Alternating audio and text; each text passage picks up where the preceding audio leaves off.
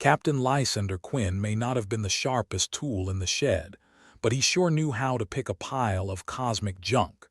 The zenith loomed in the viewport, a twisted hunk of metal drifting aimlessly through the abyss, like the universe's forgotten burrito. Quinn squinted at it, scratching his chin. "Well, doesn't she look like a joyride waiting to happen?" From the co-pilot seat, Zara smirked, a habit she'd perfected from years of dealing with Quinn's questionable decisions. "Captain, if that's your idea of a joyride, remind me to never let you plan a vacation."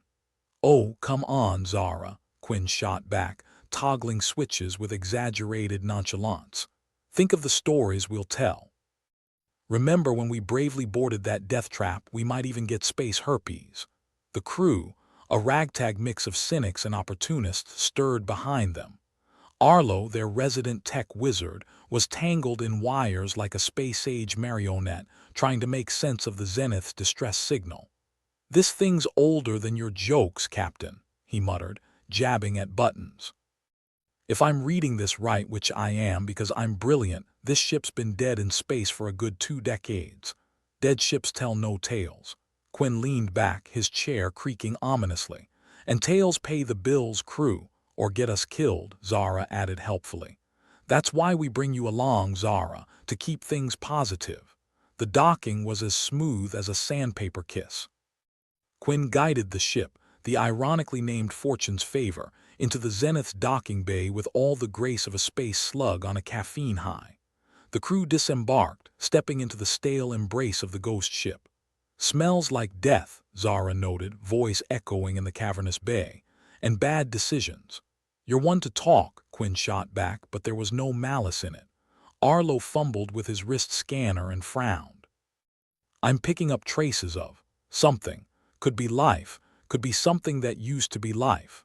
"That narrows it down," Quinn said. "Keep your eyes peeled for anything that wants to eat us or sell us insurance." The Zenith's corridors were a labyrinth of rust and shadows, the kind of place that made you think twice about maxing out your life insurance. Zara led, flashlight slicing through the dark, revealing more of the ship's sorry state. Broken bulkheads, flickering lights, the works, an interior decorator's worst nightmare. "Looks like this ship's been on the wrong end of a cosmic bar brawl," Zara said, sidestepping a suspicious-looking puddle that could have been anything from engine coolant to alien vomit. "Pretty sure they don't give refunds for decor like this," Arlo added, poking a charred control panel with the tip of his boot. Quinn stopped, frowning at a door that seemed to have been wrenched open from the inside. "Looks like someone left in a hurry, or something." "Probably heard your jokes," Zara quipped, nudging the door open with her shoulder. Beyond was the bridge, or what used to be the bridge, now a mess of tangled wires and shattered screens. "Welcome to Command Central," Arlo announced with a mock flourish. "Home of 20 years' worth of bad luck and questionable hygiene." Quinn stepped forward, eyes narrowing at the cobweb-covered console. He brushed the dust off a data terminal. "Let's see if we can find out what happened before we start looting, shall we?" Arlo, in his element, began working his magic. His fingers danced over the controls like a pianist at a funeral. Within moments, the terminal flickered to life, casting ghostly blue shadows across their faces. "All right, let's see what the dead have to say," Arlo murmured, scrolling through logs. "Wait. This can't be right." "What?" Quinn asked, peering over his shoulder. "According to this, the Zenith was involved in a medical experiment, some kind of—" Arlo squinted as if the words were as offensive as Quinn's cooking. "Human-engineered plague." Zara let out a low whistle. "That's not the kind of legacy you put on a plaque." "Apparently, it spread like wildfire," Arlo continued, voice heavy with disbelief. "Decimated entire alien populations, and guess who the universe is blaming?" "Let me guess," Quinn said, leaning against a console with a resigned sigh. "Us. Bingo. Humanity's public enemy #1. "Great," Zara said, crossing her arms. "So not only are we salvaging a ghost ship, we're also walking into a galactic PR nightmare." Quinn chuckled, though there was no humor in it. Just another day at the office. The air was thick with tension, the kind that makes you wish you'd brought a bigger gun. But this was Quinn's crew. They thrived on bad odds and worse ideas. "We need to find out who sent the distress signal," Quinn said, pushing off the console. "Someone's got answers, and I'm betting they're not far." The crew moved deeper into the ship, their footsteps echoing like ghostly applause. Each room was a new puzzle, pieces scattered and lost to time.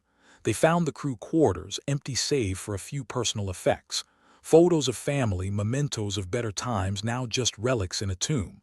"You ever wonder why we do this?" Zara asked, holding up a faded picture of an alien family, all smiles and antennae. "For the glamour," Quinn replied dryly. "And the dental plan," Arlo snorted. "I thought we did it for the high-quality cuisine and five-star accommodations." Their banter was interrupted by a low hum, a sound that set their teeth on edge. It came from the far corner of the room, a storage locker rattling like an irate ghost. "Anyone else hear that?" Zara asked, edging towards it. "Yeah, and I don't like it," Arlo said, pulling out his scanner again. Quinn motioned for them to stand back and approach the locker. "Let's see what's behind door number 1. With a swift kick, the door flew open, revealing a small robot, its eyes flickering like a malfunctioning Christmas decoration. "Help," it buzzed, voice tinny and desperate. "Please, help." "Well, it ain't exactly HAL 9000, Zara remarked, lowering her weapon. Quinn knelt down, examining the robot. "You sent the distress signal." "Yes," it wheezed, as if each word was a struggle. "Must stop plague." "And how do we do that?" Arlo asked, ever the skeptic. The robot's eyes dimmed, a sputtering bulb on the brink of burnout. "Data in core must retrieve before." With a final flicker, it fell silent, leaving the crew in a fresh wave of uncertainty. "Well, that's just peachy," Arlo said, tossing his scanner aside. "Now what?" Quinn looked at the robot, then at his crew. "We find this data. If there's a chance we can stop this plague, we owe it to every alien we've accidentally pissed off. And ourselves," Zara added, "before they start hunting us down like rabid space dogs." "Exactly," Quinn said. "We'll split up. Arlo, check engineering. Zara, see if there's anything useful in the science labs." They nodded, setting off with renewed determination, or at least a reasonable facsimile of it. Quinn lingered, staring at the defunct robot. "Guess you were trying to do the right thing, huh?" he muttered. The ship groaned around him as if in agreement, or perhaps mockery. Either way, Quinn knew they were in for a hell of a ride. Minutes turned into hours as they scoured the zenith, each shadow a potential threat, each doorway a portal to unknown dangers. In the science lab, Zara found rows of vials, labeled in alien script, their contents sloshing ominously. "Hope this isn't the plague," she muttered, pocketing a few for analysis, or bargaining. Meanwhile, Arlo tore through the engineering bay, a whirlwind of curiosity and caffeine jitters. He found a terminal, ancient and stubborn, but with a bit of coaxing it spilled its secrets.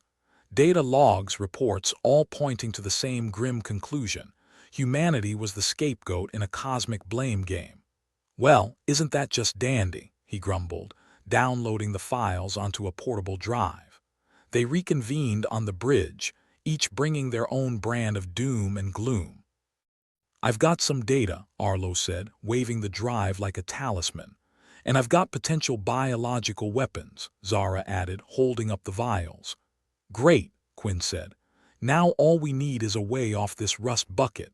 The airlock hissed, a gentle reminder of the universe's indifference.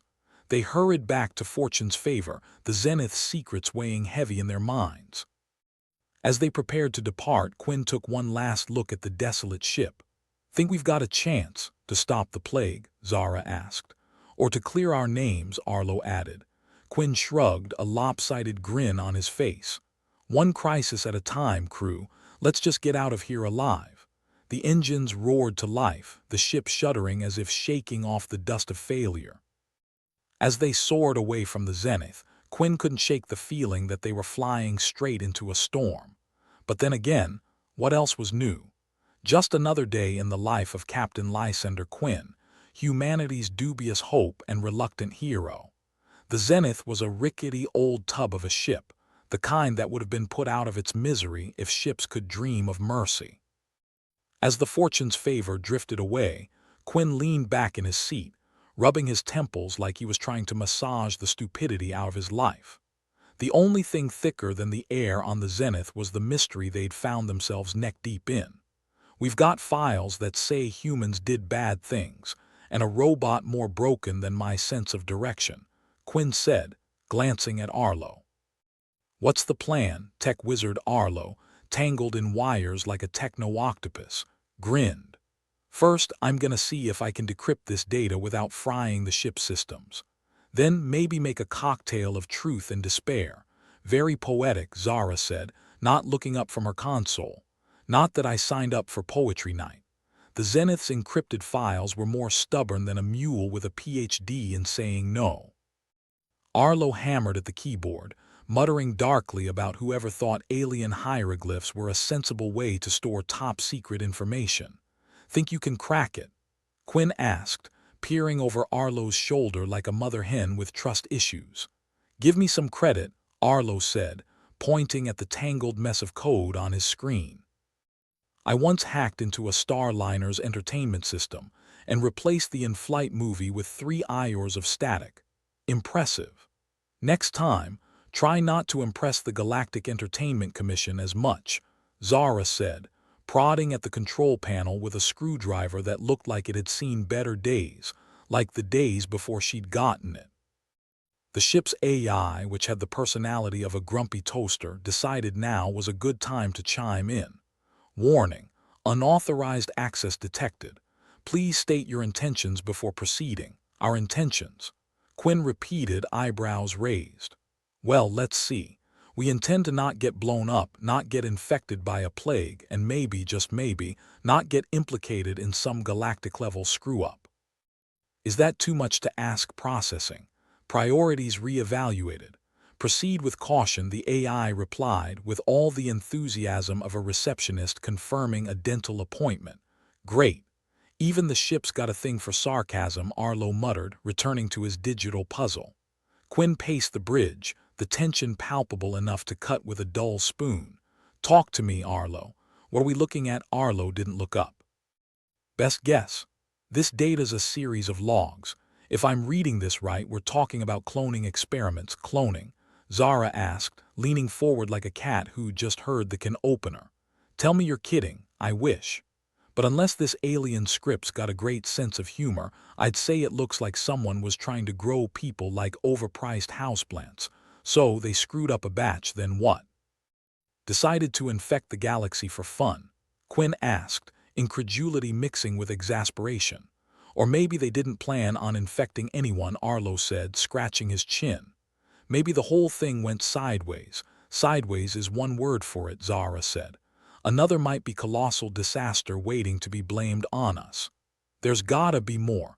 Right, Arlo agreed, still clattering away at the keyboard. We've got encryption on top of encryption. It's like they really didn't want anyone peeking under the hood. Too bad for them, we're a nosy bunch, Quinn said, leaning back. Keep digging, Arlo. If they hid some kind of cosmic blunder, it's our job to uncover it. Zara smirked, her voice carrying a hint of amusement. And all without getting our heads blown off. I'd say we're really raising the bar for space adventurers everywhere. Maybe we'll get our own theme park ride, Quinn said, eyes narrowing at the data screen. A real thrill. The Plague Carousel. Catchy, Arlo said, a chuckle escaping his lips. But I'd rather skip the part where we get turned into the universe's most wanted. Speaking of which, Zara said, shifting her gaze around the bridge. You think anyone else knows about this ship yet? Quinn ran his hand through his hair. Let's hope not. We're not exactly inconspicuous. Yeah, because nothing says low profile like a ship named Fortune's Favor, Arlo added with a snort. Ior's dragged on like an awkward conversation with an ex, and Arlo finally looked up with a triumphant gleam in his eye. Bingo. Got something spill? Quinn demanded, a tinge of impatience edging his voice. Arlo tapped the screen, bringing up a series of logs. Looks like there's a mention of a Project Rebirth, and it's got human fingerprints all over it. They were trying to create a perfect clone army. Great, Zara said, rolling her eyes. Because regular armies are so last century. Problem is, Arlo continued, the clones had a little malfunction. Instead of following orders, they decided to play host to a plague. How's that for turnabout? About as welcome as a fart in a spacesuit, Quinn replied, rubbing his temples again. So what's the conspiracy angle? From what I can tell, the logs mention a shadowy group, Arlo said, his voice dropping to an eerie whisper. People with deep pockets and deeper secrets, of course, Zara said, crossing her arms. Because no good conspiracy is complete without a secret society. Quinn leaned forward, eyes narrowing like a hawk sizing up its prey. Do we have any names? Not yet. But I'd bet my left hand they're connected to something big, Arlo replied. Big enough that they'd want to keep this under wraps, Zara added.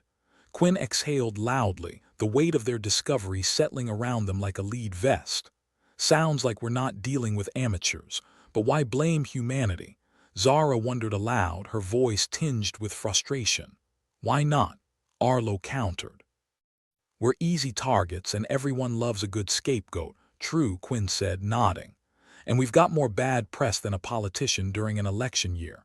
In any case, Zara said, her tone resolute, we can't let this slide. If there's a way to stop this, we need to find it. Which means we need to find out who's pulling the strings, Arlo concluded, his fingers tapping a rhythm of resolve on the console. Quinn stood, determination etched into every line of his face. Right. Let's gather what we can and get the hell off this ship. We need to get this data to someone who can do something about it. Sounds like a plan, Zara said, springing to her feet. Yeah, Arlo said, grinning, and maybe find somewhere with a decent drink. I think we've earned it. They set to work, the quiet hum of the fortunes favor a stark contrast to the chaos they'd just uncovered. As they prepared to leave, Quinn paused, glancing back at the zenith one final time. Think we'll ever get used to this? He asked, a hint of uncertainty in his voice. Not if we're lucky, Zara replied, her voice lighter than the situation warranted. Yeah, Arlo said, clapping Quinn on the shoulder. But at least we've got each other. Quinn nodded, feeling a strange sense of camaraderie with his ragtag crew. Let's get out of here. The ship shuddered as they propelled away, the stars streaking by in a blur of distant promises and silent threats. Fortune's favor soared through the void, an ironic beacon in a universe that seemed hell-bent on proving that truth was stranger than fiction. Quinn leaned back in his chair, a wry smile playing on his lips. To infinity and beyond, right? More like to hell and back, Zara corrected, her voice laced with dark amusement. But at least we're going together, Arlo added, the laughter in his voice a comforting balm against the uncertainty ahead. As the Fortune's favor disappeared into the vastness of space, the crew couldn't shake the feeling that they were on the brink of something monumental. For better or worse, they were committed now. And if there was one thing they could count on, it was that life would continue to surprise them in the most inconvenient ways. As for the universe, well, it could keep its secrets. Because the crew of the Fortune's favor had a few secrets of their own, and they weren't done yet. The Fortune's favor hummed through the void like a disgruntled bumblebee, carrying with it a crew that had more questions than answers. Captain Lysander Quinn had a face like a map, crisscrossed with lines of worry and the occasional coffee stain. He glanced at Arlo, who was still glued to his console, fingers flying over keys like a concert pianist at a rave. "How's our cocktail of truth and despair coming along?" Quinn asked, his voice carrying the weight of a man who'd seen too many space mysteries end in disaster. "Slowly," Arlo said, tapping away. If these encrypted files were any more stubborn, they'd be holding a picket line. Zara, sitting nearby, sighed as she fiddled with a spanner, the metal reflecting the dim light. "I'm telling you, if you can make sense of that alien gibberish, I'll buy you a drink. A real one, not the jet fuel we got in the back." Arlo chuckled. "I won't hold my breath.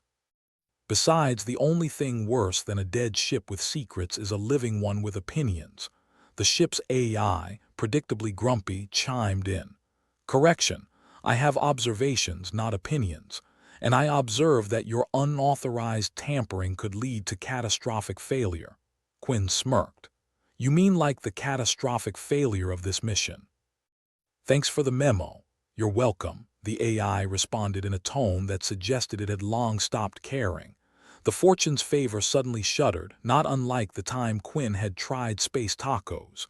The ship's sensors beeped frantically, each ping like a tiny scream for attention. What now? Zara groaned, spinning her chair toward the main console.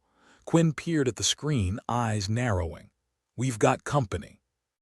Unidentified vessel closing in fast. Fantastic, Arlo muttered. Because we really needed more guests at this funeral. The comm system crackled to life and an unfamiliar voice slipped through like oil. Attention, unidentified ship. This is Nira Vex of the salvage ship Salvage Queen. You are trespassing on our claim. Prepare to be boarded. Vex, huh? Quinn said, shaking his head. Figures the universe would send us a villain with a name like that. She sounds like a real peach, Zara said, her voice dripping with sarcasm. What's the plan, Captain? Fight or flight? Quinn mulled it over, his brain working about as fast as it could under the circumstances. We could try reasoning with them. Arlo snorted. Reasoning in space. Might as well try reasoning with a black hole. Fair point, Quinn conceded. Still, maybe she's got a sense of humor. Sure, Zara said, rolling her eyes.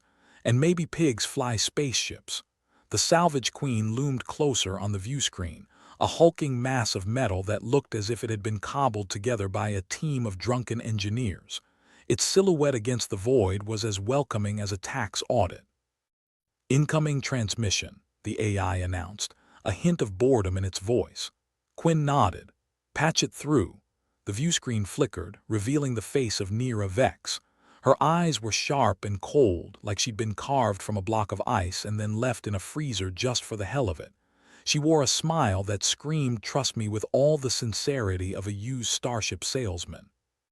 Captain Quinn, she began, her voice silky yet hard. It's not often we find other enterprising individuals in the same graveyard. Quinn leaned back, adopting an air of nonchalance.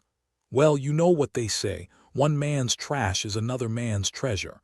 Vex chuckled, a sound that could have cut glass. I assure you this treasure is mine. But I'm willing to negotiate. Negotiate? Zara whispered, barely containing her disbelief. In space, she's got jokes. Quinn raised an eyebrow. What sort of negotiation are we talking about, MS? Vex. Simple, Vex replied, her smile widening. You hand over any data you've uncovered and I let you leave with your ship intact. Generous offer, Arlo muttered. If you're into betrayal. Quinn scratched his chin, pretending to consider it. And if we refuse? Vex's eyes gleamed with something like amusement. Oh, I imagine it won't end well for you, but hey, I'm always up for a good story. She's bluffing, Zara hissed. She's got to be. Quinn gave a slow nod. Perhaps, but I'm not keen on finding out the hard way. The ship's AI chimed in, ever helpful. Warning, hostile intentions detected from approaching vessel. Yeah, thanks for that, Quinn said dryly. Just what we needed, a death threat with subtitles. Vex's voice crackled back to life, all business now. What's it going to be, Captain? We don't have all day and I'm not known for my patience. Quinn met her steely gaze, weighing his options. How about this, we compare notes. You show me yours, I'll show you mine. Vex's smile tightened, the kind of smile that suggested she was used to winning. Fine, but don't make me regret this, Quinn. The transmission ended, leaving a tense silence in its wake. Think she'll play nice? Arlo asked, skepticism thick in his voice. About as likely as a sunny day on Neptune, Quinn replied, turning to his crew. Zara, prep for evasive maneuvers. Arlo, keep working on that data. We need something to bargain with. On it, Zara said, fingers dancing over the controls. The ship hummed with anticipation, ready to dance or duel as the situation demanded. Arlo returned to his console, muttering about cosmic injustices as he dove back into the digital labyrinth. Sweat beaded his forehead. It could have been the pressure, or just the steamy conditions of their makeshift command center. Quinn watched the Salvage Queen on the view screen, a silent predator waiting for the right moment to pounce. He couldn't help but admire Nira Vex, even if she was a royal pain in the thrusters. There was something about a woman who knew exactly what she wanted and wasn't afraid to take it, but admiration and survival didn't often share the same airspace. "Captain," Zara said, her voice low and urgent. "She's moving in for the kill. We need to do something now." Quinn nodded, feeling the truth of her words settling in his gut like a bad sandwich. "All right. Let's give her something to think about." He activated the comms, his voice steady and calm. "Vex, you there? We've made a decision." The view screen flickered back to life, Nira Vex's face appearing once more. Her expression was a mask of cold curiosity. "Have you now? Do share." "We're willing to trade," Quinn said, his voice carrying just enough bluff to seem sincere.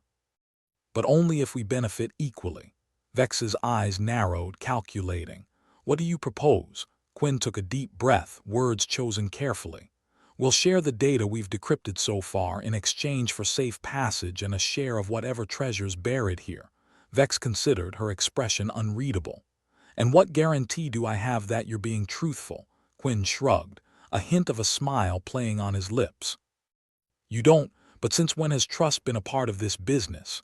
Vex's laughter echoed through the comms, a sound that hinted at a million unspoken stories. "Very well. I accept your terms, Captain, for now." The screen went dark, leaving the crew of the Fortune's Favor in a tension-laden silence. "Did that actually just work?" Zara asked, disbelief coloring her words. Quinn exhaled slowly, the weight of the moment pressing down like a lead blanket. "Maybe, we'll see." Arlo glanced up, eyes wide. "I think I've found something. It's not much, but it might be enough." Quinn moved to Arlo's side, scanning the screen. "What is it?" "Coordinates," Arlo replied, excitement bubbling beneath his words. "Could lead to a hidden stash or just another dead end." "But they are all we've got." Quinn nodded, a sense of purpose settling over him. "Then let's see where they take us." "Zara, you ready?" She grinned, her fingers poised above the controls. "Ready as I'll ever be. Let's take this show on the road." The Fortune's Favor surged forward, leaving behind the cold specter of the zenith. Ahead lay a path uncharted, fraught with danger and possibility. The crew of the Fortune's Favor was in no mood for half measures. As the ship moved, the ragtag team found themselves united in a singular purpose: survive, and maybe, just maybe, come out ahead. Whether Nira Vex would honor her word was anyone's guess. But in the grand, unpredictable dance of space, trust was a rare commodity, and perhaps, just perhaps, that made it all the more precious. And as the Fortune's Favor sailed into the unknown, the crew couldn't help but feel that they were on the precipice of something monumental. The universe, meanwhile, watched with bated breath, ever eager to see if this ragtag bunch of misfits would rise to the challenge or fall into oblivion. The Fortune's Favor jolted as it propelled away from the zenith, the ship's engines groaning like an old man with too many bad knees. The zenith loomed in the view screen like a cosmic hangover, an ugly reminder of last night's decisions. Not that the Fortune's Favor was in any better shape, held together by duct tape, wishful thinking, and just a touch of desperation. "Well, that went smoother than a sandpaper slide," Arlo muttered, his fingers still dancing over the console like a spider on caffeine. He was trying to make sense of the data they'd extracted from the zenith, hoping it contained more than a recipe for interstellar disaster. Quinn stood behind him, arms crossed, looking like he was contemplating life choices, or lack thereof. "We've dealt with worse," he said, though his tone suggested that was becoming less of a badge of honor and more of an unfortunate habit. Zara was in her usual spot, fiddling with a spanner that caught the dim light like a clandestine signal. "So, what's next?" "Hide and seek with the universe's least friendly scavenger. As much as I'd love to play tag with a ship named after a homecoming queen," Quinn said, "we've got bigger issues. The zenith wasn't just dead, it was puppeteered." Arlo glanced up, eyebrows rising. "Puppeteered? You mean someone's actually controlling that piece of space junk?" "That's the theory," Quinn replied, rubbing his temples like he could massage the answers out of his skull. "And whoever's pulling the strings didn't send us a friendly invitation." Zara snorted. "Well, that's a first. Usually people just try to kill us outright. The AI voice crackled through the ship's speakers with all the warmth of a polar vortex. Observation: the systems on the Zenith displayed hostile behavior inconsistent with its derelict status. Translation: our mystery puppeteer has a taste for tech sabotage, Arlo said, eyes glued to the screen. Quinn smirked. Looks like we've got a fan or an enemy, never could tell the difference. Zara leaned forward, her expression one of reluctant curiosity. And what about Nira Vex? You really think she's buying this whole let's be friends routine? Quinn shrugged, the gesture as weary as his expression. She might play nice for now, but something tells me she's got a knife ready for our backs the moment we turn around. As if on cue, the comm system sputtered to life again, this time without the oily charm of Nira Vex's voice. Instead, it was a drone, cold, automated, and utterly devoid of personality. Warning: unauthorized access detected, safety protocols engaged. Zara frowned, her hands pausing mid-twirl of her spanner. Please tell me this ship isn't about to lock us out. Better ditch the please and move to oh crap, Arlo said, his fingers moving faster over the console. Someone's trying to take over the systems. This isn't Vex, she's got more finesse. Fantastic, Quinn muttered, turning to the AI. Any way to block them out? Response: access is deeply entrenched, attempting countermeasures. Quinn couldn't help the grim chuckle. Great, we're being hacked by a ghost ship with a grudge. Feels like we're living in a bad vid drama, Zara said, her voice tinged with gallows humor.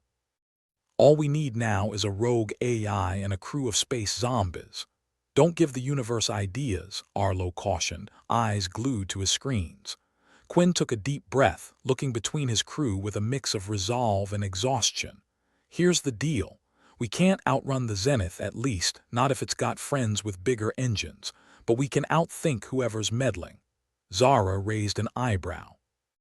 And how do you propose we do that, Captain? Bake them a cake? Not unless it's made of explosives, Quinn said. Arlo, keep working on those coordinates. They might lead us to whoever's causing this mess. Arlo nodded, though he looked like he'd rather be anywhere but here. Sure, just let me know when we're supposed to be heroes. Can't wait to disappoint. Zara rolled her eyes. What? You mean this isn't what you signed up for? Quinn turned his attention back to the view screen, the Zenith now a dwindling speck in the vastness of space.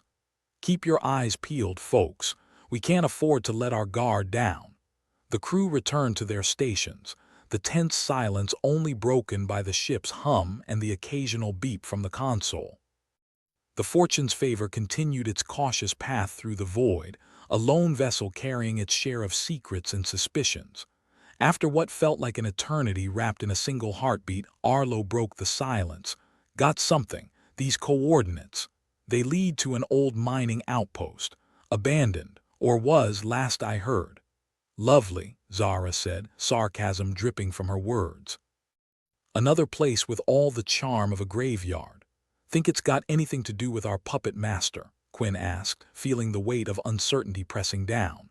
Could be, or it could be another wild goose chase, Arlo replied, shrugging. But it's the only lead we have. Quinn nodded, turning back to his crew with a hint of a smile. Then I guess we've got ourselves a destination. Zara set a course. Arlo, keep an eye on our systems. Zara punched in the coordinates, the ship's engines thrumming with renewed purpose. On it. And just for the record, if we run into any more surprises, I'm out of witty comebacks. The crew settled into a rhythm, the weight of the situation hanging heavy but not unbearable. It was the life they'd chosen, one built on the edges of chaos and camaraderie, where every day was a gamble, and every success felt like a borrowed miracle. Quinn glanced at the stars streaking past, wondering if their luck would hold long enough to unravel the mystery that had wrapped itself around them like an iron shroud. The Fortune's Favor pressed onward, its makeshift family ready to face whatever the universe threw their way. Trust was a rare currency here, both within and without. But as the ship hurtled toward the unknown, they knew that the only way forward was together, even when it felt like the universe was conspiring against them. And perhaps it was. But if nothing else, they were determined to go down fighting. With a cynical smile, a sarcastic quip, and maybe even a hint of hope tucked away for safekeeping. As the ship drew closer to the coordinates Arlo had unearthed, tension coiled around the crew like a living thing. They were headed straight into the heart of uncertainty, armed with little more than their wits and a stubborn refusal to quit. "Almost there," Arlo said, breaking the silence that had settled like dust in an abandoned room. "The outpost should be coming up soon." Zara glanced at the view screen, her expression a mix of skepticism and curiosity. "Can't wait to see what kind of hospitality we get. Bets on whether it's another trap." Quinn smirked, but there was a hard edge to it. "If it is, we'll spring it on our terms." "Arlo, any life signs?" "Negative."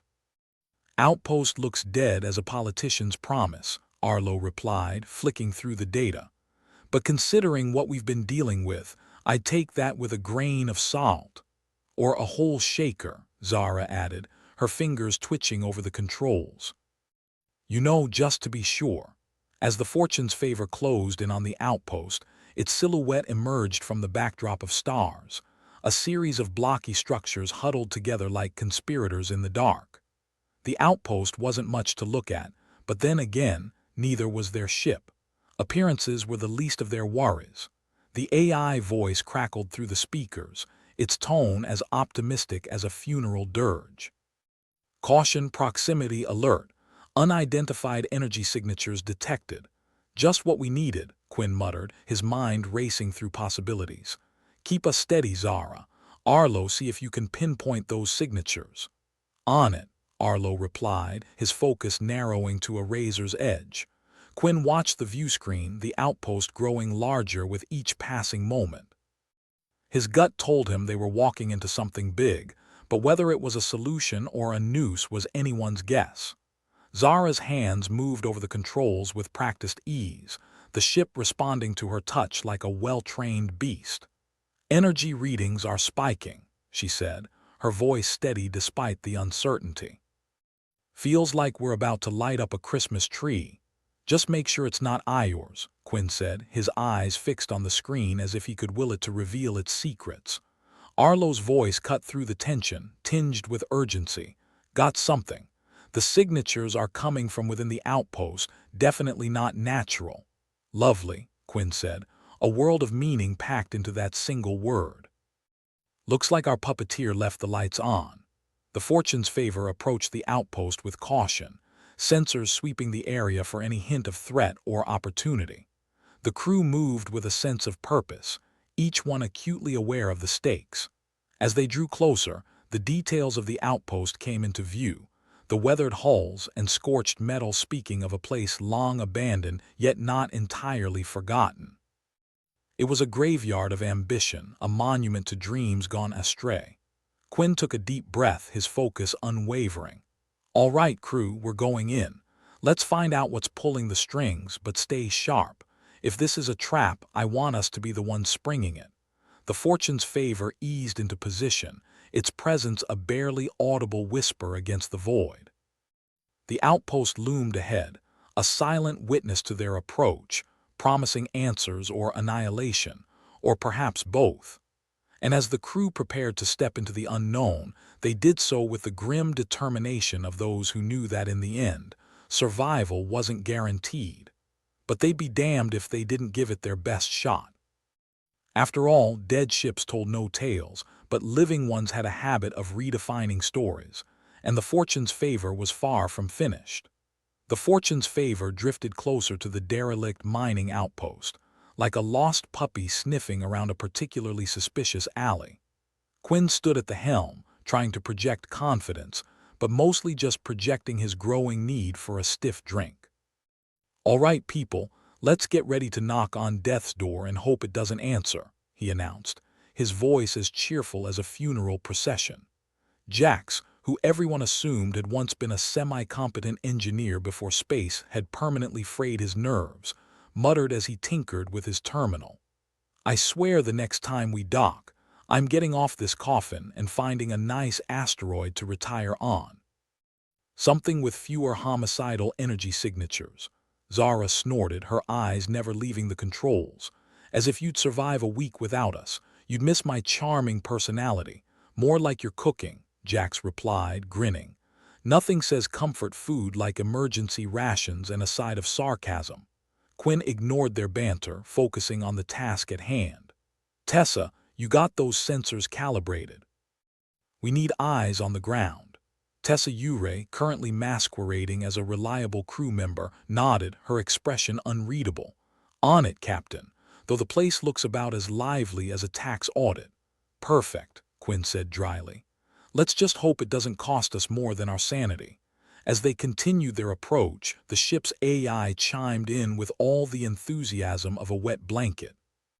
Alert, external interface detected. Unauthorized data stream infiltration imminent. That's never good, Arlo muttered, his fingers flying over the console with the urgency of a man trying to disarm a bomb, which wasn't far from the truth. We've got a countdown before the systems are compromised. Again. Must be our lucky day, Quinn said, trying to sound like he believed it. Tessa, what's the status on that data stream? If you can cut it off, now's the time. Tessa's fingers danced over her console, her face tight with concentration. Working on it, but whoever set this up knows their stuff. It's like trying to defuse a bomb with a toothpick. Then I hope you've got steady hands, Quinn replied, glancing at the outpost looming ahead. Otherwise, we're going to find out if our insurance covers mysterious energy anomalies. The ship shuddered slightly as it settled into a stationary orbit around the outpost. The Fortune's favor wasn't exactly a picture of grace, but it got the job done, assuming the job was to keep its crew from becoming space debris. Jax glanced at the screen displaying static-ridden imagery of the outpost. Well, it's not blowing up, so that's a win. Anyone up for a walk outside? Hell no, Zara said, rolling her eyes. I've seen horror vids start this way. I say we send the rookie. Before Quinn could decide exactly which one of them he was willing to use as live bait, the AI spoke up again, its voice laced with its usual brand of robotic indifference. Alert! External systems breach. Data integrity compromised. That's it, Quinn snapped. We're going in. Tessa, what's the status on that data stream? Tessa paused, her hesitation as palpable as the tension in the air. I can't block it entirely, but I can trace it. Looks like it's coming from inside the outpost. Wonderful, Quinn said, sarcasm dripping from his tone. Looks like we're going ghost hunting. As the crew prepared for the next phase of their increasingly perilous expedition, a nagging thought pressed against the back of Quinn's mind. Something about all this didn't sit right, like discovering your drink's been laced after you'd already chugged half of it. They geared up in the cramped confines of the airlock, the metallic clinks and whirs a comforting symphony of impending doom. Each of them took a moment to arm themselves, not with guns but with the kind of gallows humor that had seen them through countless scrapes before. I once had a therapist who said it was important to face your fears, Jax said, adjusting his helmet. Pretty sure this isn't what she meant, Zara chuckled, slapping him on the back. That's the spirit. If we die, at least we'll die laughing. You guys are morbid, Arlo said, checking his gear with a resigned sigh. But if I had to pick a crew to face death with, it'd probably be you idiots. Quinn shook his head, a small smile tugging at the corners of his mouth. All right, let's focus. We've got a mystery to unravel, and I don't plan on being the punchline. With a final check, the crew sealed the airlock and prepared to step out into the cold, indifferent void. As the airlock cycled, Quinn took a deep breath and prayed to whatever cosmic forces might be listening that they'd come out the other side with more than just a new set of scars. The doors slid open with a hiss, revealing the bleak expanse of the outpost. The place was a forgotten relic, its surfaces pitted and scarred by time and neglect. They descended from the ship, boots clanging against the metal surface with the subtlety of a marching band. Well, isn't this cozy? Zara remarked, peering into the dim corridor stretching ahead. Whoever decorated had a real flair for the dystopian. They moved cautiously, weapons drawn, senses straining for any hint of danger. The silence was oppressive, the kind that settled over a place like dust, inevitable and suffocating. As they pressed deeper into the outpost, Tessa's demeanor seemed to change. She was still focused, but there was a tension to her movements that hadn't been there before, as if she was carrying a weight none of them could see. Quinn noticed, filing the observation away for later. "Everyone stay sharp," he said quietly. "This place gives me the creeps." "You and me both," Jax muttered, peering into a side room with the enthusiasm of a man searching a morgue. "I keep expecting something to jump out and yell boo," Zara snorted. "If we make it out of here alive, I'm demanding a raise, or at least a new spanner." Their banter was cut short when Tessa stopped abruptly, her face pale and drawn. "Captain, I think I found something." Quinn moved to her side, peering over her shoulder at the screen she'd activated. The display flickered, showing a series of complex data streams weaving and intertwining like a digital tapestry. He frowned, trying to make sense of it all. "Looks like a mess," Quinn said, shaking his head. "What am I looking at?" Tessa swallowed hard, her voice barely above a whisper. "It's the source of the energy signatures, and the data. It matches something I've seen before." Quinn's eyes narrowed. "Explain," she hesitated, then took a deep breath. I think it's linked to the plague." The words hung in the air like a noose, tightening their grip on the crew. Quinn struggled to process it, his mind racing with implications. "How the hell could you know that?" Zara demanded, suspicion lacing her voice. Tessa licked her lips, nervously glancing around as if she just realized she was standing on the precipice of a very deep abyss. "Because I was part of the team that created it." The revelation hit like a punch to the gut, leaving the crew reeling. Quinn felt his composure slip, anger and disbelief warring within him. "You're saying you're responsible for all this?" Tessa nodded, her eyes glistening with unshed tears. "Not directly, but I was cloned from someone who was. I didn't know until I saw this data." Jax cursed under his breath, his expression a mixture of betrayal and resignation. "Figures, just when I thought things couldn't get worse." Quinn turned to Tessa, his voice icy with controlled fury. "And you didn't think to mention this sooner."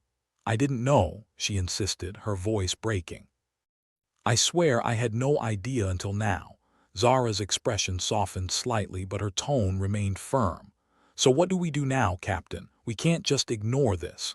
Quinn felt the weight of the decision pressing down on him. He looked at his crew, their faces a mix of trust, fear, and determination. They'd been through hell together, and somehow they always managed to find their way back. But this was different. The stakes were higher, the risks more dire. They were up against something they barely understood, with no guarantees they'd make it through unscathed. Yet in the depths of despair, a flicker of hope sparked within him, a stubborn refusal to give up, to let the universe have the last laugh. They'd come too far to turn back now. "Okay, here's the plan," Quinn said, his voice steady despite the chaos swirling around them. "We figure out how to shut this thing down and we get the hell out of here. Tessa, I need you to guide us through the data. Jax, Zara, stay alert for any signs of trouble." They nodded, falling into a familiar rhythm as they prepared to face whatever horrors lurked within the outpost. Despite the odds stacked against them, they knew they had each other's backs. It was the only thing that kept them going, the knowledge that no matter how bleak the situation seemed, they'd find a way through together. As they moved deeper into the outpost, Quinn allowed himself a small, grim smile. The universe might be out to get them, but they weren't going down without a fight. And for the crew of the Fortune's favor, that was more than enough reason to keep pushing forward. Tessa's revelation hung in the air like a bad smell in a confined space.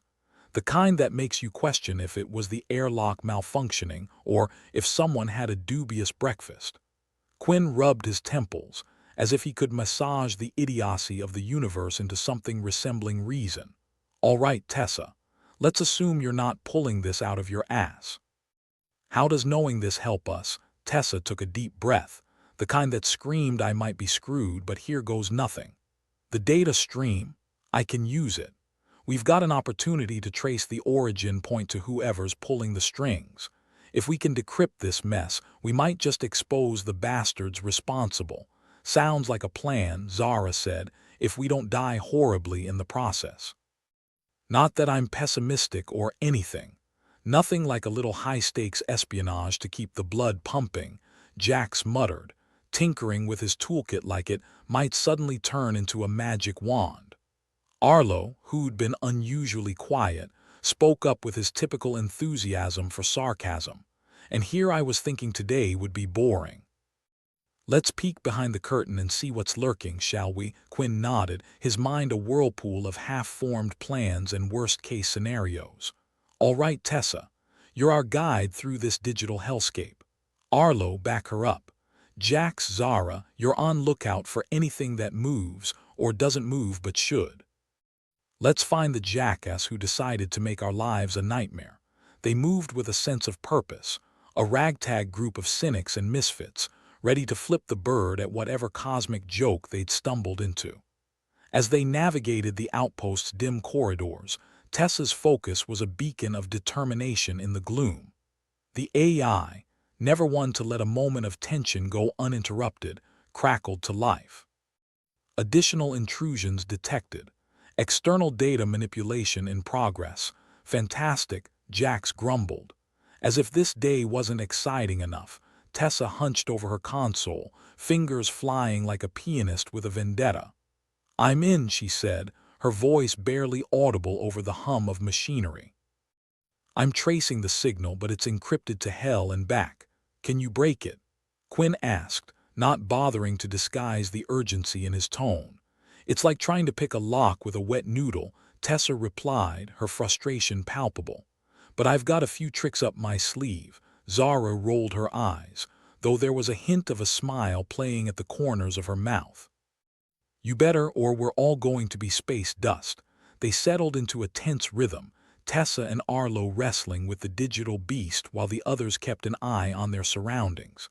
The outpost felt alive with a sense of malice, as if it were aware of their presence and resented the intrusion. Why is it always us? Zara muttered, her eyes scanning the shadows. Can't we ever stumble across a derelict ship that's just a derelict ship? Where's the fun in that?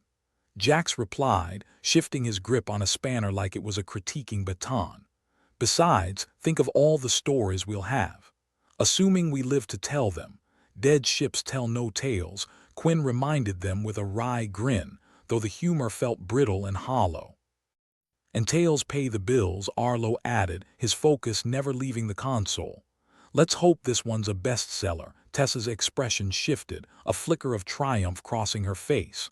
I've got something, she announced, her voice cutting through the tension like a knife. Coordinates. It's a relay point hidden in the asteroid belt. Quinn's heart pounded in his chest. Can you pinpoint who set it up? Tessa nodded, her fingers tapping out a frenzied rhythm. Give me a minute. I'm cross-referencing the data signatures. Make it quick, Quinn urged. The last thing we need is more surprises. The AI, apparently relishing its role as harbinger of doom, chimed in once more. Warning, unidentified vessel approaching. Estimated time to contact, 10 minutes. Well shit, Jax said, his voice a perfect blend of resignation and annoyance. What do you want to bet they're not here to deliver cookies? Zara shook her head, her expression grim. I'd kill for a cookie right now. We need to get off this rock, Quinn decided, his instincts screaming that they were running out of time. Tessa, what's the status on that data? I'm close, Tessa promised, her voice threaded with tension. Just a little longer. The seconds ticked by with agonizing slowness, every sound amplified by the oppressive silence. They were teetering on a precipice, one wrong move away from oblivion. Finally, Tessa looked up, her eyes alight with a mixture of dread and determination. Got it. The data matches a corporation we thought was defunct, Interstellar Innovations. They've been using these outposts as covert research stations. Quinn felt a surge of anger, white-hot and consuming. Those bastards. That's who's been behind all this, Tessa nodded, her expression one of weary relief. They are the ones who initiated the plague research in the first place. This outpost was a backup facility, hidden from the regulatory bodies, so they were covering their tracks, Arlo said, a bitter edge to his voice. And we just stumbled into their mess. Not stumbled, Quinn corrected, his resolve hardening.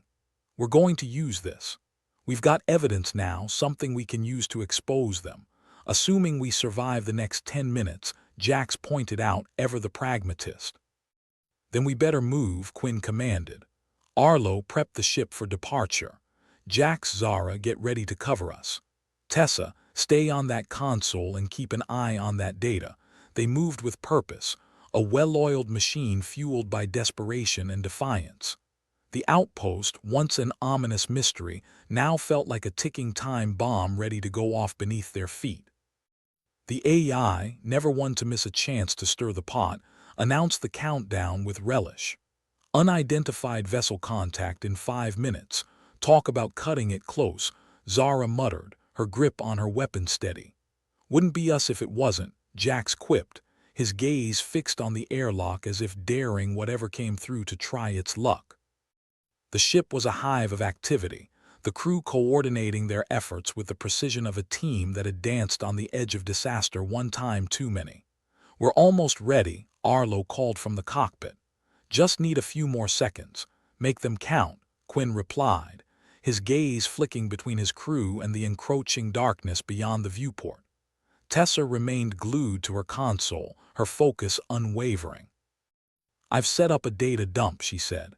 Everything we've gathered will be sent to the news networks and relevant authorities. It's not much, but it's a start. Good, Quinn said, a grim satisfaction in his voice. Let's make sure these bastards get what's coming to them. With the ship powered up and ready to go, the crew made their final preparations. They were a motley band of survivors and cynics, united by a shared determination to see this through. All right, everyone, Quinn said, his voice carrying a steely resolve. Let's get the hell out of here. The outpost seemed to groan in protest as they disengaged, the ship pulling away from its clutches like a bird escaping a cage. The incoming vessel loomed in the distance, a silent specter poised to strike. Coordinates locked, Arlo announced. We're clear for jump. Punch it, Quinn ordered, his gaze fixed on the stars beyond. With a lurch and a shudder, the ship leapt into the void, the outpost and its secrets disappearing behind them. They were safe for now, but the fight was far from over. As the Fortune's favor hurtled through space, the crew allowed themselves a moment to breathe, to reflect on the insanity they'd just survived. They were battered and bruised, but they were alive. Guess we're not done yet, Zara said, her voice a blend of exhaustion and relief. Not by a long shot, Quinn agreed, a flicker of determination in his eyes. But we've got something to fight for now. And we're going to make those responsible pay. It wasn't much, but it was enough. Enough to keep them going, to remind them why they fought in the first place. They were a crew forged in chaos, bound together by the scars they bore and the battles they faced. And they wouldn't stop until they'd brought those responsible to justice. The Fortune's favor shot through the cosmos, leaving a trail of confusion and unresolved anger in its wake. Inside, the crew was engaged in the timeless ritual of regrouping after a close brush with certain doom, arguing, sarcastic banter, and counting limbs to make sure everyone still had the right number. Who else would use their derelict ships as plagues in disguise? Captain Lysander, Quinn asked, his voice tinged with equal parts exhaustion and fury. He tapped the decrypted files on the console, the digital equivalent of a smoking gun. Interstellar Innovations. Never heard of them. That's probably by design. Sounds like a rejected name for a discount electronics chain, Arlo quipped from his spot in the cockpit. He was still nursing the adrenaline high from their escape, fingers dancing over the controls like he was serenading the ship into maintaining its course. Yeah, right next to the buy one, get 2 free death traps, Zara added, her eyes both weary and sharp, the kind of look you'd expect from someone who was always one probability away from catastrophe. How noble of them to diversify, corporate vultures with a penchant for catastrophe. Who would have guessed? Tessa's fingers never strayed far from her console. She was the crew's oracle, the digital seer, and right now she was 1 part focused and 2 parts wary. And we've got the receipts. Good thing evidence doesn't come with moral compasses, Jax muttered, fiddling with a spanner like it held the secret to eternal life. If it did, we'd be broke. Quinn settled into his chair, the worn leather creaking under the weight of countless decisions, some triumphs and many regrets. All right, crew. We know who's behind this cosmic farce, but knowing and proving are two different monsters. Especially when your proof is a bunch of ones and zeros, Arlo grinned, all too aware of the irony that their lives now hinged on digital breadcrumbs. Good thing we've got Tessa. Tessa gave a half-shrug, half-grin that seemed to say, I'm flattered, but please don't count on me to save the universe single-handedly. Got us this far, didn't I? True. But now we need to dangle these files in front of the right faces, Quinn said, leaning forward like a conspirator in a dim-lit tavern. You know, the kind that might actually give a damn. And that's where our charming personalities come in, Zara mused, a wry smile forming. Or maybe just our knack for making enemies. Either way, we need to make some noise, Quinn agreed, his mind already crafting the delicate balance of bold bluff and desperation. As they navigated through the asteroid belt, a cosmic nursery for rocks with delusions of grandeur, they plotted their next move. What they needed was an audience, preferably one that wouldn't shoot them on sight for the inconvenience of truth. Interstellar innovations. They've got to have someone pulling the strings, Zara said, throwing the idea into the cramped air of the cockpit like a bone to a pack of hungry wolves. A face. A decision-maker, or a scapegoat, Jax added, not quite under his breath. And I think we know who loves to be in the spotlight. Near Vex, Tessa chimed in, her words dripping with the kind of sarcasm that could cut through titanium. Professional face of dubious virtue and corporate malice. Vex is a good bet, Quinn agreed. Corporate faces love the sound of their own voices. Let's give her a chance to explain herself. Arlo chuckled, though it had the edge of someone who'd heard one too many corporate half-truths.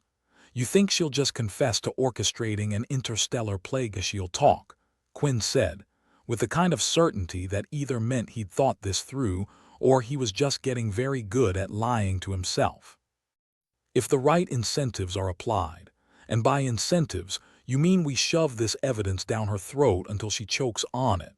Jax asked, miming the action with a spanner in hand like a master craftsman demonstrating his latest, albeit deadly, invention. That's the spirit, Quinn smirked. Let's see how Vex likes her own medicine. They plotted a course through the scattered remains of once ambitious mining operations, a testament to the hubris of those who thought they could tame the wild expanse. In this universe, control was an illusion, and the crew of the Fortune's Favor were experts in breaking through facades. As they approached Vex's known coordinates, every member of the crew took on the air of gladiators entering an arena, reluctant, cynical, and ready to spill the truth. They'd faced the unknown, fought shadows and whispers, and now it was time for a confrontation that might finally make sense of the chaos. All right, everyone knows the plan, Quinn asked, his gaze sweeping across his crew. Yell at Vex until she either folds or runs out of excuses, Arlo suggested, only half joking. Sounds about right, Tessa added, her fingers never straying too far from her console. And maybe throw in a few threats about viral outbreaks for good measure. And if all else fails, Jax said, rolling his shoulders as if preparing for a brawl, we improvise.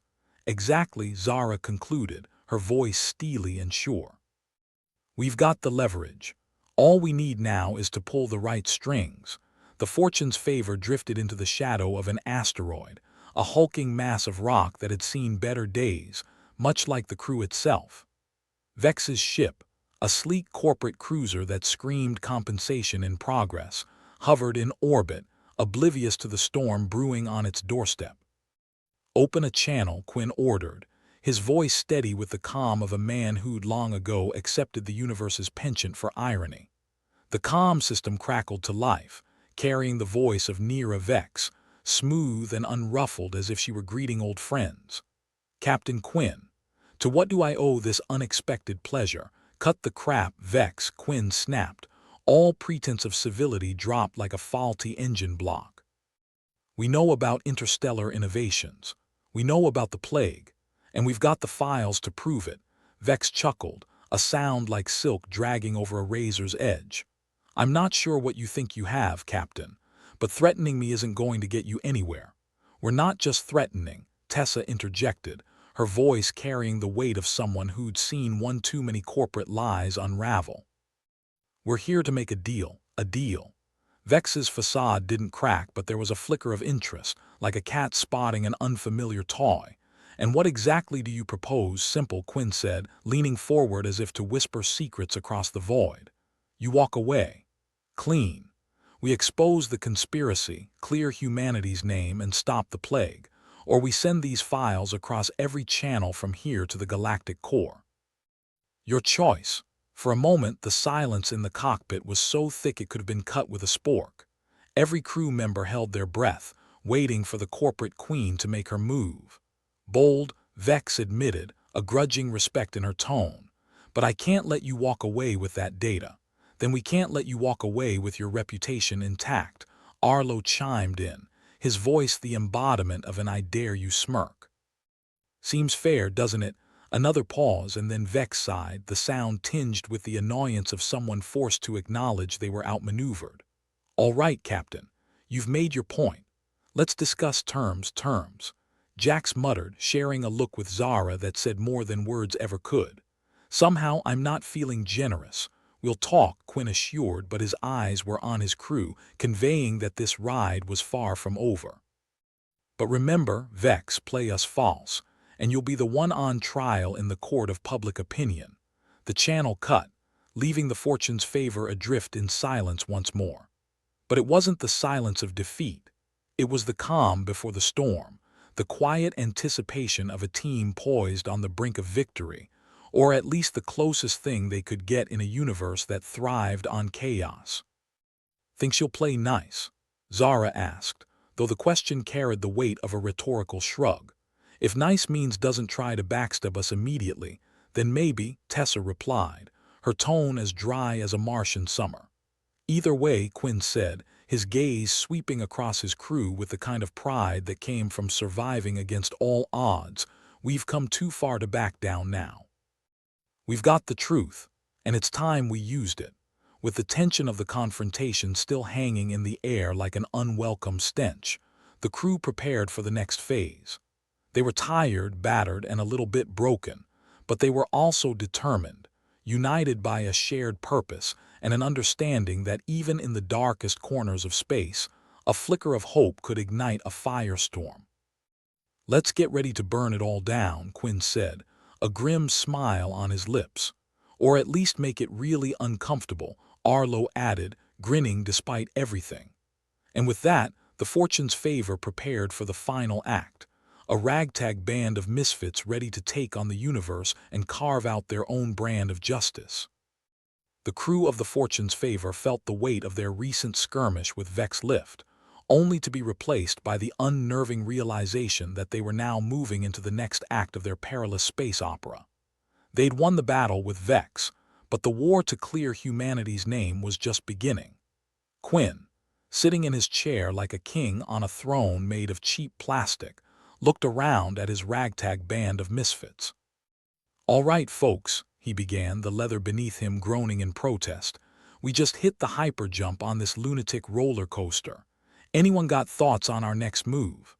"Well," Zara quipped, flicking a bit of space dust from her shoulder, "we could always retire to a nice, peaceful planet, open a bed and breakfast. Serve space waffles to tourists and tell tales of our daring adventures." Jack snorted, shaking his head. "Knowing our luck, it'd be a bed and breakfast that accidentally becomes ground zero for a new cosmic plague."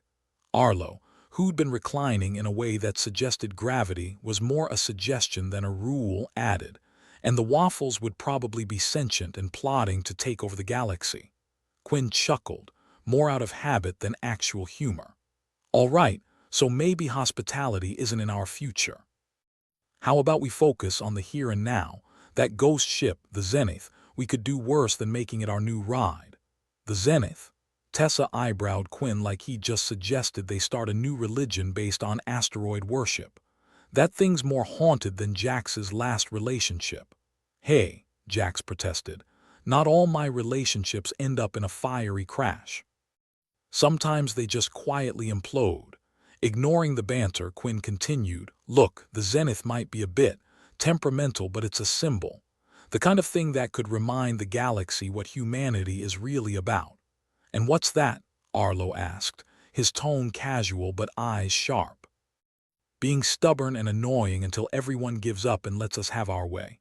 "Pretty much," Quinn nodded, a smirk playing at the corners of his lips. "We've been through hell and back and we're still standing, more or less." The idea of setting up shop in the Zenith wasn't without its risks. It was a chunk of metal with a mind of its own, or at least someone else's mind tinkering with its circuits. But it was also a ship with a story, albeit one that involved more near-death experiences than your average space cruise. "All right," Quinn said, standing up, his voice taking on that authoritative edge that suggested he might actually know what he was doing. "Let's get aboard the Zenith, see what kind of mess we're dealing with." As they docked the Fortune's favor to the Zenith, the crew couldn't help but notice the eerie silence that greeted them. It was the kind of quiet that made you jumpy, like the calm before the universe decided to fling something nasty your way. "Cozy," Arlo muttered as they stepped onto the Zenith's deck, the air thick with the scent of stale electricity and long-forgotten dreams. "Reminds me of a bar I used to frequent," Jack said, examining a panel with the air of someone who'd seen one too many malfunctioning consoles. Though the bar had less chance of spontaneous combustion. "Let's get the systems back online," Tessa suggested, her fingers itching to test the controls. "We need to see what's working and what's not." "With our luck," Zara said, her voice dry and cutting, "I'd bet on not." As the crew set to work, it became clear that the Zenith was a ship with secrets. Loose wires dangled like the entrails of some cosmic creature, and the consoles blinked with messages from a past crew long gone. "AI, can you hear me?" Quinn asked, hoping the ship's artificial intelligence hadn't decided to take early retirement. A flicker of lights, and then a voice crackled into life, low and grumpy, like someone being woken from a particularly good nap. "Captain Quinn. I was wondering when you'd bother to return." "Don't sound so excited," Quinn replied, rolling his eyes. "We need a status update. What's still functional?" "Define functional," the AI replied, its tone suggesting that sarcasm was apparently a universal language. "This AI got spunk," Tessa commented, scrolling through the data the AI was sending. "Looks like the core systems are intact, but we've got a lot of patchwork to do." "Patchwork's one of my specialties," Jax grinned, already deep in a maze of wires. As they worked, the crew found themselves settling into a rhythm. One part fix-it crew, two parts dysfunctional family. They patched, they argued, they laughed in the face of impending disaster. "So, once we get this thing running, what then?" Arlo asked, leaning against a wall that looked like it might crumble under the weight of a strong breeze. "We become the galaxy's loudest advocate for humanity's exoneration," Quinn replied, crossing his arms. "We show them we're not just a bunch of cosmic screw-ups." "And how do we do that?" Zara questioned, her skepticism as sharp as the tools in her belt. "We tell the story," Tessa chimed in, her voice carrying a note of determination. "We've got the files, the proof, and now the ship. We can make them listen. Or at least annoy them into submission," Arlo added helpfully. "Exactly," Quinn grinned. "And with the Zenith, we've got a ship that can help us do just that." "It's not just about proving innocence, it's about restoring trust. Trust from a galaxy that thinks we're all mad," Jax asked, raising an eyebrow. "Well," Quinn shrugged, "maybe they're right, but at least we're mad with style." They spent hours tinkering with the Zenith systems, each crew member playing their part in bringing the ship back to life. The lights flickered to full brightness, the hum of the engines resonated through the corridors, and the ship's AI grudgingly acknowledged that it might, just might, let them steer. The thrill of possibility hung in the air, a heady mix of hope, fear, and the ever-present threat of catastrophic failure. But they were no strangers to that particular cocktail. "So, Captain," Tessa said as they gathered on the bridge, the Zenith's control center now feeling like home, "What's our heading?" Quinn looked out at the stars, his expression one of cautious optimism. "We're heading into uncharted territory," he said, his voice steady. "And we're going to make one hell of a scene doing it." "Music to my ears," Arlo laughed, clapping Jax on the shoulder. "Let's see what kind of trouble we can stir up." As the Zenith powered up, the crew felt the thrum of potential beneath their feet. They were drifting into the unknown, but for the first time in a long time, they were doing so with purpose. "To new beginnings," Zara said, raising an imaginary glass. "To not getting blown up," Jax added, ever the realist. "And to pissing off the right people," Tessa finished, her smile as sharp as a razor. As they set their course, the Zenith surged forward, a ghost ship reborn, ready to take on the universe. The crew knew the journey wouldn't be easy. Nothing worth doing ever was. But they were ready, united by a shared cause and the undeniable truth that even in the darkest corners of space, humanity would always find a way to shine. "Ready to burn, bright Captain?" Arlo asked, his grin infectious. "Ready as I'll ever be," Quinn replied, feeling a sense of belonging he hadn't known in years. And with that, they set forth, a motley crew aboard a ship of legends, determined to write their own story in the vast tapestry of the cosmos.